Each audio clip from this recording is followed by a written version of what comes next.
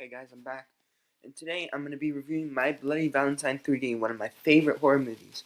I really like this one, but I'll get into that later.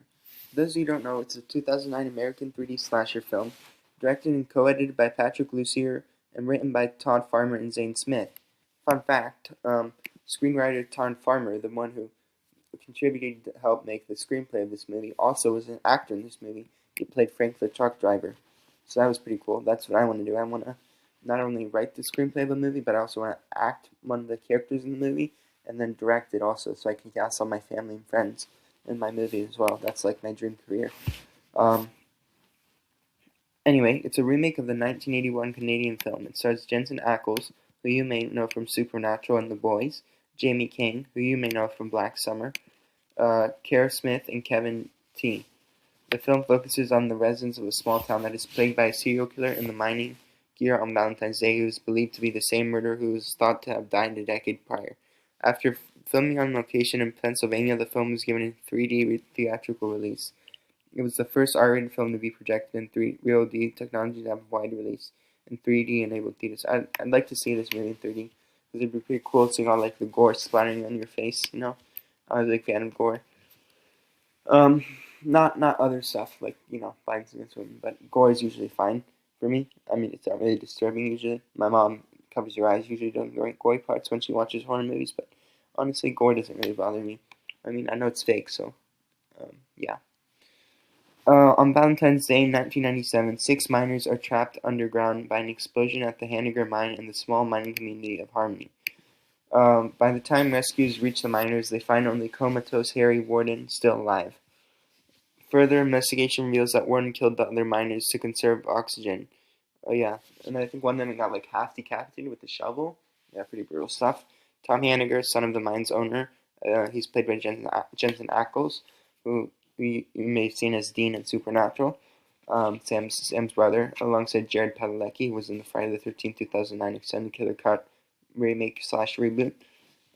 Anyway, he's son of the mine's owner is blamed for the explosion as he forgot to vent the methane lines that caused the collapse. 1 year later, Warden has awakened from his coma and is now murdering as an act of revenge. He starts by killing numerous patients and staff at the hospital where he was a patient, leaving a victim's heart in a box of chocolates. While Tom, his girlfriend Sarah, their friends Irene and Axel, and other teenagers party inside the mine, Warden, Warden wearing Warden, wearing mining gear and a gas mask, attacks him with a pickaxe. Sarah, Irene, and Axel escape, but Tom is left behind with Warden. Sheriff Burks arrives and shoots Warden before he can kill the severely traumatized Tom, but Warden staggers away deeper into the mine. 10 years later, Tom returns to Harmony after his father dies. He's selling the mine, which angers mine manager Ben Foley. Axel, now the town sheriff, has married Sarah but is having an affair with her coworker Megan. Oh, that Axel, he kind of sucks. I think cheating is very wrong. I mean, it's not illegal or anything, at least not here, where I live in California. But you definitely shouldn't cheat on people because it's wrong and it really hurts the relationship. So,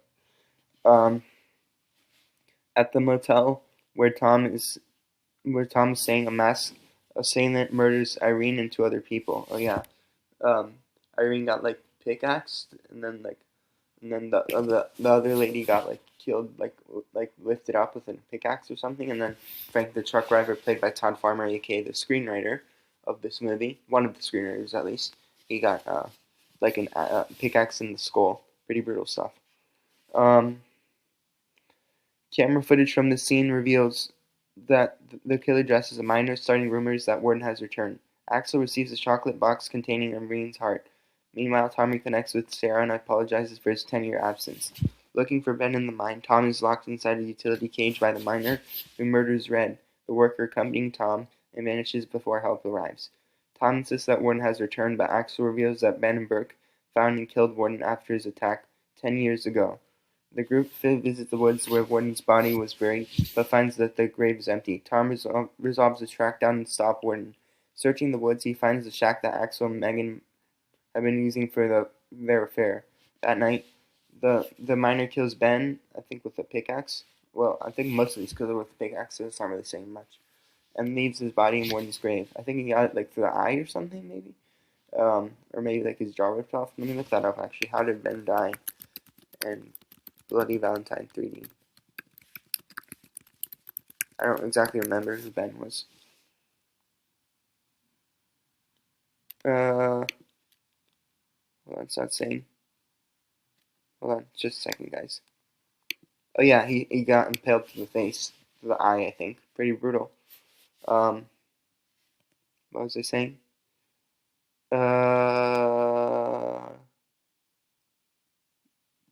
Some searching the woods, he finds that night the miner kills Ben, leaves his body in Warden's grave. Axel realizes the killer must be one of the few people aware of the grave, and he becomes suspicious of Tom and Burke. The miner attacks Sarah and Megan at their store, killing Megan just before Axel arrives. Oh yeah, she dies. That was kind of. I mean, I didn't really feel bad for her because she knew Axel was in a relationship with Sarah, and she still died. And what kind of sucks is that Sarah didn't know about the affair, or at least I don't think so. She might have found out later, but that was her best friend. Like, her best friend cheated on her with her husband, if that makes sense. So Sarah, um, Sarah was married to Axel, and Sarah's best friend Megan had an affair with Axel. So that's kind of like the worst thing you can do, like betray your best friend by like having an affair with your best friend's husband or wife. That's horrible. Sarah's hospitalized with minor wounds, so that's why I don't really feel bad for Megan. Um, Sarah's hospitalized with minor wounds. The miner then kills Burke as well as the maid of Axel in Sarah's home. Oh yeah, I think Burke got like a pickaxe to the jaw, and then he got his jaw ripped off. That was definitely probably the goriest scene. And I think, and then I think um, the maid got like washed in the dryer, like her skin fell off, like she got like washed in the dryer alive. I don't know. Tom shows up at the hospital, telling Sarah he has to show her something he found in Axel's cabin. She checks herself out and accompanies Tom. As they drive, Tom suggests that Axel is the killer. Axel calls and urges Sarah to get away from Tom, who he says is the killer. Axel has discovered that Tom spent the last 7 years in a mental institution.